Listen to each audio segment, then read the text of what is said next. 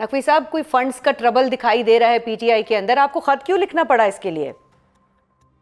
देखिए बात सारी ये है, हम बड़ी ट्रांसपेरेंटली काम करें। एटलीस्ट मैं कॉर्पोरेट सेक्टर से भी हूँ, सियासत से भी ताल्लुक मेरा, और तहरीक इंसाफ से मेरा ताल्लुक एज अ बानी मेंबर है।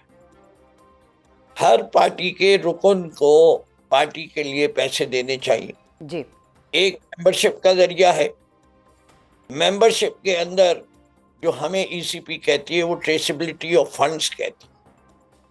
अब जिस पार्टी के 10 लाख मेंबर हों, अगर हर मेंबर भी जो है वो 100 रुपया देना शुरू कर दे तो 10 करोड़ रुपए माहनामा हो जाते, बहाना। लेकिन उसकी ट्रेसेबिलिटी का मैं हिसाब नहीं दे पा रहा। इससे कि कोई जैस कैश से भेजेगा, किसके अकाउंट से भेजेगा, क्यों भेजेगा, उसकी मेंबरशिप से उसका नंबर मैच होगा नहीं होगा। और फिर आपको पता है कि जिस खुर्दबीन के साथ हमें देखा जा रहा है वो किसी और जमात को देखा नहीं जाता। पैसे जरूरत हैं, दफातर हैं, बिजली के बिल हैं, लोग जो मुलाजिम हैं उनकी तनख्वाहें हैं, जलसे हैं, जुलूस है, ट्रैवल है, मीटिंग्स है, चाय है, सारी चीजें। नकवी साहब, कितने पैसे चाहिए पार्टी मामलात इस वक्त आपको चलाने के लिए पीटीआई के? देखिए, ये मेरी ऑफिशियल, मुझे ये डिस्क्लोज करने की आपको जरूरत नहीं है जी। हमारे फंड्स की जरूरत जो है वो है। लेकिन मैं ये बता सकता हूँ कि इस वक्त हमारा सबसे बड़ा खर्चा जो होता है उसमें आप सोचें कि जुल्म चल रहा है इस मुल्क में। पहली चीज, जो हमारे वर्कर अरेस्ट किए जाते हैं उनके बेल वारंट्स, चलिए वो तो एक, इस्लामाबाद के अंदर 5,000 लोग किए गए और उनकी हाजिरी जो है वो वंस अ मंथ नहीं की हुई, हर हफ्ते बुलाते। उसी का ताल्लुक स्वात से, किसी का कागान से, किसी का डेरा इस्माइल खान से, किसी का मुल्तान से। नकवी इन साहब, लोगों आपके के कहने का मतलब ये है कि ये जितने कारकुनान जो अरेस्टेड हैं या जिनके खिलाफ मुकदमात दर्ज हैं, उनके खिलाफ जो बेल के मामलात हैं या जो भी ट्रैवलिंग अखराजात हैं वो पार्टी फंड से अदा किए जाते हैं? जी, हम कोशिश करते हैं कि अपने वर्कर्स को जितना कम से कम बोझ डाला जाए वो बेहतर है। लेकिन तो क्या इसको पार्टी फंड से अदायगी की जाती है? जितनी जिसको ट्रांसपेरेंटली करना चाहते हैं अभी भी की जाती है। अभी जैसे कोई मेरे इलाके का होगा तो ठीक है। एमपीए, अब तो उस इलाके का एमपीए या एमएनए हूँ तो इस वक्त मुझे उसकी फंडिंग करनी पड़ रही है। लेकिन इसका हिसाब किताब हमें नहीं पता चलता कि जो क्लेम कर रहा है वो एक्चुअली हो भी रहा है या नहीं हो रहा है, इसलिए इसको एक रेगुलर फॉर्मेट में ला रहे हैं। नकवी साहब, लेकिन जो पार्टी अरकान हैं वो तो इसके ऊपर जो है वो एग्री दिखाई नहीं देते, ऑन द कैमरा भी ऑफ द रिकॉर्ड भी बहुत सारे पार्टी अरकान जो है वो मना कर रहे हैं। मेरे ख्याल से ये आपके ख्याल से हम इतने नाइव हैं कि हमने बगैर बात किए हुए अपने पार्टी अरकान से किया। हमारे majority of the member have agreed to pay. और मैं अब इस पे नहीं है, हम तो आइंदा के कैंडिडेट से भी मांग रहे हैं मंथली कंट्रीब्यूशन। ठीक है, तो ये कितनी तो जो मंथली लोग कंट्रीब्यूशन है जिसका मुतालबा आपने किया है या जो आपने रखी है एक टेबल के ऊपर? कैंडिडेट से जी जी। अभी देखिए, मेरे ख्याल से हम अपने तमाम मेंबर से कहते हैं कि उनको जो है कम से कम 50 रुपए माहाना मेंबरशिप फी देनी है, तो 600 रुपए हो गया। जो हमारे काउंसलर्स का इलेक्शन लड़ रहे हैं उनसे हम कहते हैं आप 500 रुपए माहाना दें, और ज्यादा से ज्यादा 5,000 रुपए माहाना। ठीक है। तो मैंने एमपी के लिए कोई बहुत बड़ी रकम नहीं है।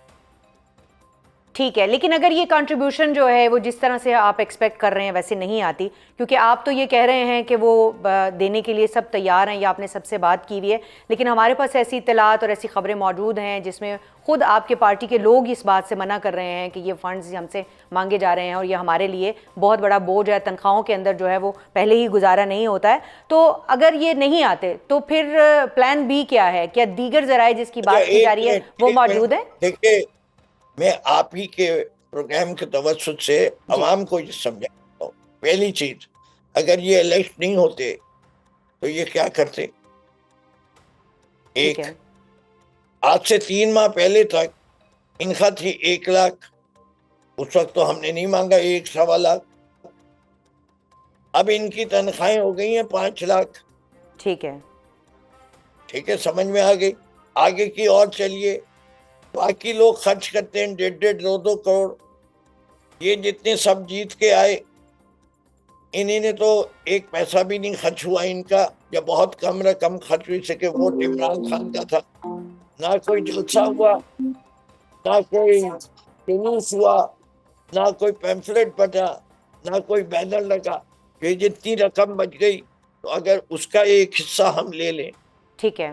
और पार्टी को चलाएं और बेहतर मुनज़्ज़म कर लें। पीटीआई अपने आप को उस पार्टी की तरफ लेके जा रही है जो ये कहेगी कि हमारे कैंडिडेट्स को अपनी कैंपेन में कोई खर्च नहीं करेंगे, जो कुछ खर्च करेगी वो फंडिंग जो जमा होगी उसी से जाएंगे। तो ठीक है। उसके लिए हमें अब ये तो समझ आ गई कि क्योंकि अब तनख्वाह बढ़ गई है तो अब यकीनी तौर पर वो अपने फंड्स में इजाफा कर सकते हैं, जो कारकुनान हैं या जो पार्टी के वो लीडर्स हैं जो आगे आके जो है वो इलेक्शन लड़ना चाहते हैं। लेकिन जो पीटीआई अकाउंट्स में 30 करोड़ रुपए की खुर्द बुर्द के होने का इंकशाफ हुआ, फिर हर खबरों, हर मीडिया के ऊपर जो है ये खबर भी चल रही है। Fake news. पीटीआई के हर साल के अकाउंट्स ऑडिटेड हैं। मैं सारी ऑडिटेड शीट्स आपको पेश कर सकता हूँ। ठीक है। तो this is a fake news. अच्छा, थोड़ा सा मैं आपसे बात करना चाहूँगी इस मौजू से हट के। जो इस वक्त पाकिस्तान तहरीक इंसाफ एक कुल जमाती कॉन्फ्रेंस बुलाने जा रही है और उसमें वो ये कह रही है कि हम नून लीग को नहीं बुलाएंगे, हम पीपल्स पार्टी को बुलाएंगे, दीगर तमाम जो सियासी जमातें, आफ्ताब शेरपाव सबसे भी गुज़श्ता रोज़ जो है वो मुलाकातें हुई हैं। तो अब ये मुलाकातों का सिलसिला बढ़ता जा रहा है। तो आपको लग रहा है कि क्या आप ये एक कुल जमाती कॉन्फ्रेंस, कामयाब कॉन्फ्रेंस जो है वो कराने में कामयाब हो पाएंगे, और नून लीग को दावत देने के बारे में कुछ सोचा है इसमें?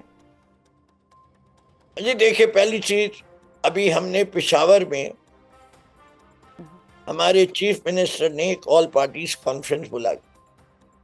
उसकी अटेंडेंस आपने देखी थी, मोर देन 100%। हम तो हैरान थे इस बात के ऊपर कि वो लोग था, जिनके पास आप कभी नहीं जाकर बैठे, जिस जमात के पास, वो भी आई हैं उस एक मौजू के ऊपर, क्योंकि वो दहशतगर्दी का मामला था। जी ये पेशावर के एपीसी के अंदर आपके सामने है रिजल्ट, मुझे कहने की जरूरत नहीं है।